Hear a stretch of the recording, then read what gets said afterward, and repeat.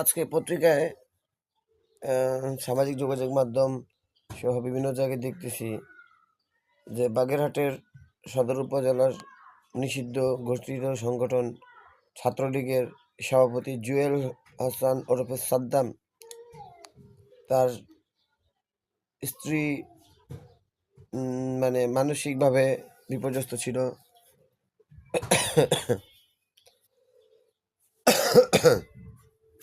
মানসিকভাবে বিপর্যস্ত থাকার কারণে তার 9 মাস বয়সী বাচ্চাকে বালতির পানিতে চুবিয়ে মেরে নিজেও সে আত্মহত্যা করছে। যাই হোক, বিষয়টা খুবই দুঃখজনক। তো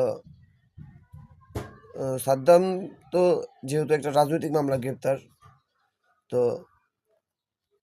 স্থানীয় জেলা প্রশাসন ইচ্ছা করলে তার স্ত্রী সন্তানের জানাজায় তাকে প্যারোলে মুক্তি দিতে পারত। আবেদনটা বড় জিনিস না, মানবিক বিষয়টা বড় জিনিস। তো তার আসলে মানবিক দিক কি সেই জিনিসটা মনে হয় এই জেলা প্রশাসনগুলো জানে না। তো পরিবারের পক্ষ থেকে শুনেছিলাম, বিভিন্ন ফেসবুক, বিভিন্ন যোগাযোগ মাধ্যমে দেখলাম যে তারা বাগেরহাট জেলা প্রশাসনের কাছে লিখিত আবেদন করেছিল। তো যেহেতু সে যশোর জেলা কারাগারে আছে, তারা বলেছে তারা ওরকম কোনো আবেদন পায়নি, বাগেরহাট থেকেও তাদেরকে কোনো আবেদন দেওয়া হয়নি। তো তারা কিন্তু চাইলে নিজস্ব উদ্যোগে তাকে সাময়িক সময়ের জন্য প্যারোলে মুক্তি দিতে পারত। তাদের ভিতরে আসলে কোনো মানবিক দিক নেই, এই জিনিসটা খুবই খারাপ লাগছে। তো তারা যদি কোনো অপরাধ করে থাকে সেটার বিচার অবশ্যই হওয়া দরকার, আমি সেটার পক্ষে।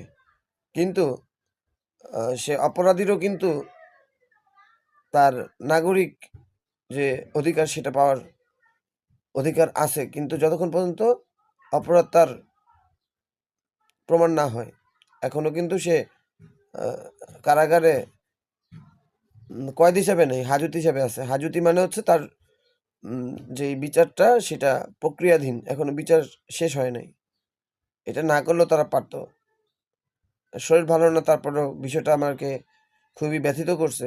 এ কারণে আমি সবার সামনে আসলাম। আশা করি পরবর্তীতে এরকম কোনো ঘটনা ঘটলে মানবিক দিকগুলো বিবেচনা রাখবেন আপনারা, ঠিক আছে? কারণ আল্লাহ ছাড় দেয়, ছেড়ে দেয় না। আজ মানবিকতা হেরে গেল আবারও। ধন্যবাদ সবাইকে।